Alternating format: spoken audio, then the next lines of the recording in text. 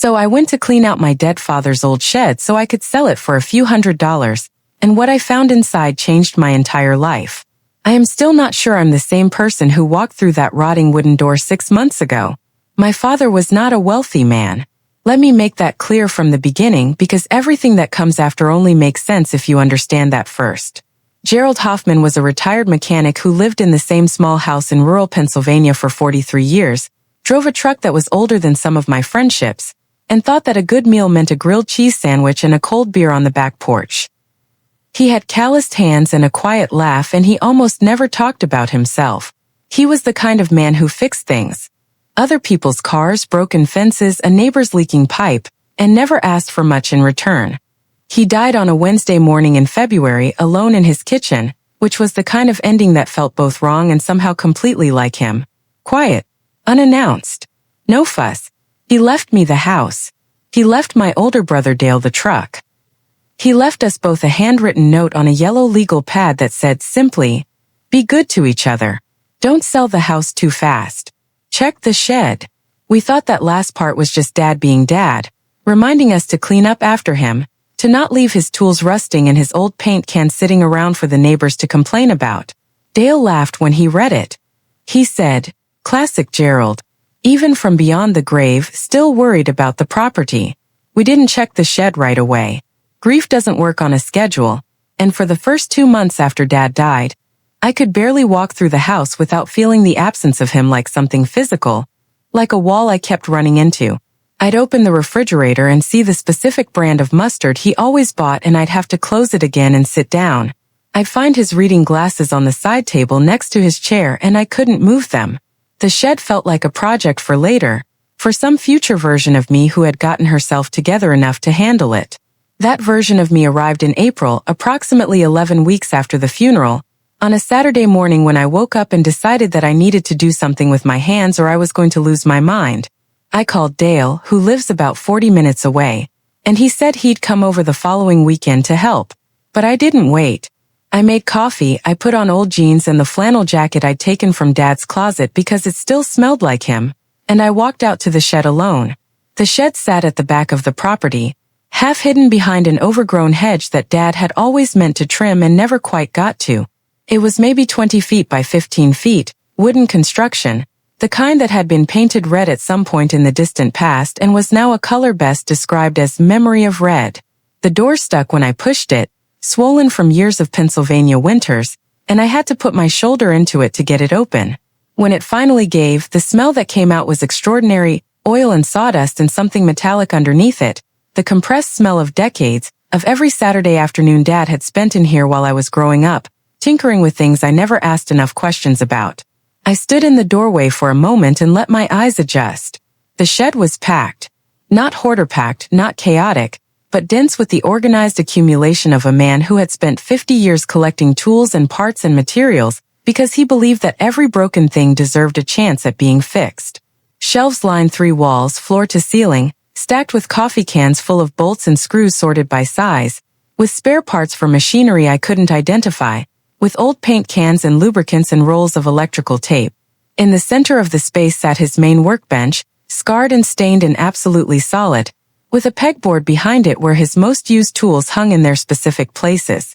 I stood there and felt the grief come back up fresh, because this was more his than anything in the house. This was the place he had gone to be entirely himself. I started on the left wall methodically. I had brought garbage bags and cardboard boxes, and my plan was simple.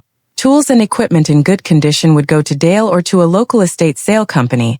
Consumables and trash would go in bags. Anything I wasn't sure about would go in a figure-it-out-later box. Simple, straightforward.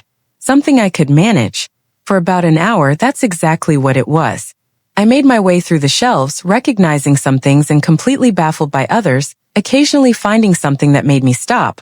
A receipt from 1987 tucked into a coffee can, a photograph of Dad and his own father standing in front of a car I didn't recognize, a small trophy from a regional auto show in 1993 that I had completely forgotten existed. I put those things carefully in a separate box. The things that were his history, the things I would keep. Then I got to the back of the shed. Behind his workbench, pushed against the back wall and covered with a heavy canvas tarp that had paint stains and grease marks all over it, was something large. I had noticed it when I first walked in but assumed it was another piece of equipment, a generator maybe, or some kind of industrial tool. But when I got closer I could see that whatever was under the tarp had a different shape than I'd registered from the doorway. Curved in places. Lower to the ground than a generator would be. Longer. I pulled the tarp off. I need to pause here and explain something about myself because it's relevant. I am not a car person. I never have been. I grew up with a father who was obsessed with cars and I absorbed approximately none of it, which was a source of gentle disappointment between us that we had mostly made peace with. I knew what a car looked like. I knew what a beautiful car looked like. And what was under that tarp was unmistakably and immediately a beautiful car. It was red, a deep specific red. Not the washed-out color of the shed's exterior but something rich and deliberate that had been maintained against all odds. Long and low with curves that looked almost architectural, the kind of design that looks less like transportation and more like someone's attempt to make metal move the way water moves. It had no license plates. The windows were intact. The chrome detailing, and there was chrome detailing along the side panels and around the headlights and on the door handles, was dusty, but underneath the dust was something that caught the single light bulb in the shed and held it like it was precious. I stood there for a long time. Then I did what any reasonable person would do in this situation, which is take out my phone and take about 30 photographs, and then call my brother. Dale picked up on the second ring. I said, "You need to come to the shed right now." He said, "What? Why?" I said I was coming next weekend. I said, "Dale, there is a car in here. A very old car. A very old, very beautiful car, and I have no idea what it is and I need you here right now." There was a silence on his end and then he said, "I'll be there in 40 minutes. He made it in 32. I heard his truck in the driveway and then his footsteps coming fast across the yard, and then he was standing next to me in the doorway of the shed looking at what I was looking at, and I watched his face do something I had never quite seen it do before. Dale is not an emotional person. He is practical and straightforward and he processes things quietly the way Dad did. But standing in that doorway, Dale's face went completely still in a way that wasn't blankness. It was the look of someone who is trying very hard to hold on to a thought before it gets away from them. He said very quietly, "Maggie, do you know what that is?" I said I had no idea. He walked in slowly, like the car was something that might startle, and he crouched down beside the front wheel well and looked at something for a long moment, and then he stood up and turned to look at me with an expression I can only describe as reverent. He said, "I think that's a 1961 Ferrari 250 GT California Spider." I said, "Okay," because those words meant nothing to me, and then I said, "Is that good?" Dale made a sound that was almost a laugh. He said, "Maggie, if that is what I think it is, and if it's in the condition I think it's in." He stopped. He ran a hand over his face. He said, "They sold one of these at auction a few years ago for over $10 million. I sat down on the shed floor. Just sat down directly on the concrete, because my legs made a decision without consulting me. $10 million. In my father's shed. Under a tarp with paint stains on it. The next 2 weeks were a specific kind of surreal that I don't have perfect language for. Dale and I agreed immediately that we would not touch anything, would not move the car, would not tell anyone. Not yet, not until we knew what we were actually dealing with. We hired a transportation company to come and move the car to a climate-controlled storage facility, which cost more than I had expected, but felt absolutely non-negotiable under the circumstances. And then we started making calls.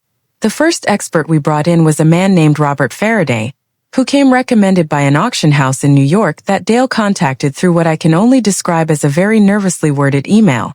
Robert was in his 60s, compact and precise, with the manner of someone who had been around extraordinary objects long enough that he no longer performed enthusiasm about them. He just assessed. He spent 2.5 hours with the car. He looked at things with a magnifying glass.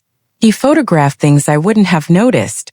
He went completely silent for a period of approximately 20 minutes, during which Dale and I stood outside the storage facility and didn't speak to each other and barely breathed. When Robert came out, he asked us to sit down. We sat on a bench near the facility entrance. He sat across from us and folded his hands and said that he wanted to be careful about raising expectations before a full provenance investigation had been completed, but that in his professional opinion, an opinion formed over 40 years of working with rare and classic automobiles, What we had in that storage facility was almost certainly a genuine 1961 Ferrari 250 GT California Spider, matching numbers, original paint, with condition he described as extraordinary given its apparent storage history. He said that cars of this specification and condition had sold at major auction houses for figures ranging from $8 to $14 million, and that until a complete authentication was done, he could not be more specific than that. Dale thanked him. Robert left. Dale and I sat on that bench for probably 15 minutes without saying anything meaningful. At one point Dale said, "Dad, just that word." And I said, "I know." What followed was months of investigation, documentation, and conversations with lawyers and auction specialists and insurance agents that I will not walk you through in full detail because honestly, some of it was so complicated and so alien to my normal life that I'm not sure I could explain it accurately. What I can tell you is what we found out about where the car came from because that was, in some ways, the most extraordinary part of the whole story. Dad had never talked about it. Not once, not to me, not to Dale, apparently not to anyone.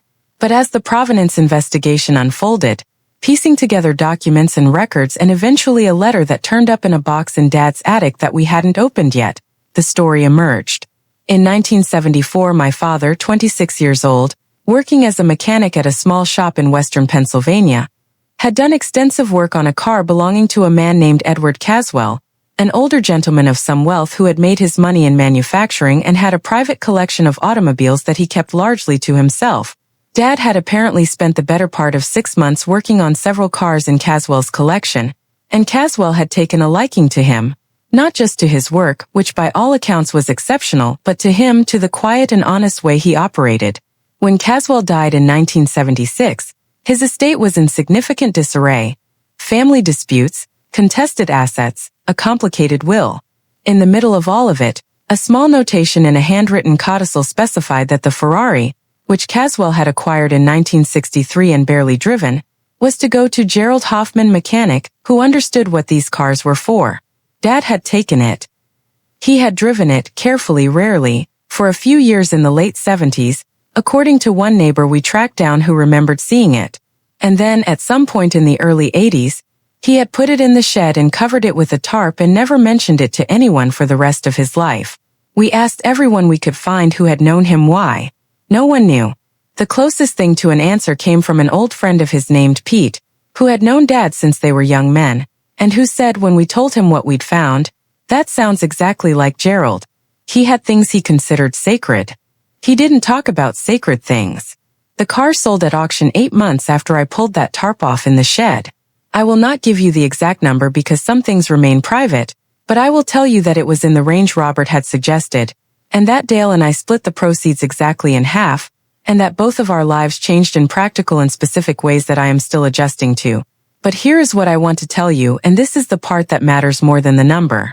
A few days after the auction, I went back to the shed.